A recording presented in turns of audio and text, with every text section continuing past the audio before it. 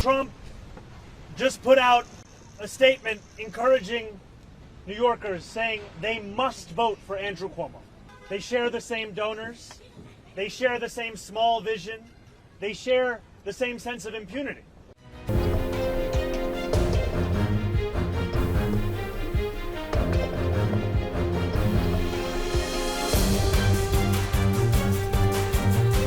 But I want to take a moment to speak about who is on the ballot tonight.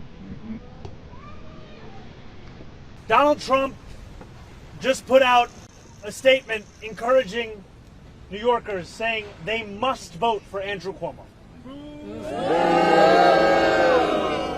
We know and have known for months that Donald Trump would favor Andrew Cuomo as the mayor.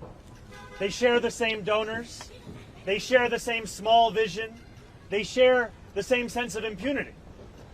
And yet in these final days, what was rumored, what was feared, has become naked and unabashed.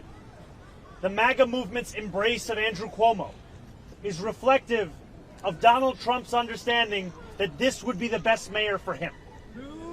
Not the best mayor for New York City, not the best mayor for New Yorkers, but the best mayor for Donald Trump and his administration.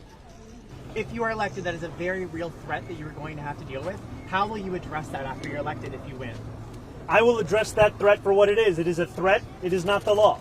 And too often we treat everything that comes out of Donald Trump's mouth as if it is already legal just by virtue of who is saying it. And it is time to finally stand up to the bullies that make these threats, not to become the bullies ourselves. And we've seen time and time again that the best way to respond to Donald Trump and to defeat these kinds of threats is to actually stand up and fight back. You've seen leaders across this country who have shown their unwillingness to compromise on their own morals and their own values as the way in which they fight back. And too often what we found in New York City is instead a willingness to capitulate and coordinate. And all of this with the most collaborative mayor you could find for Donald Trump in New York City. Donald Trump ran a presidential campaign with the promise of cheaper groceries. Donald Trump ran a presidential campaign committing to lowering the cost of living. What our success will show is that it is not enough to diagnose the despair in working class Americans' lives. You have to actually deliver on the agenda.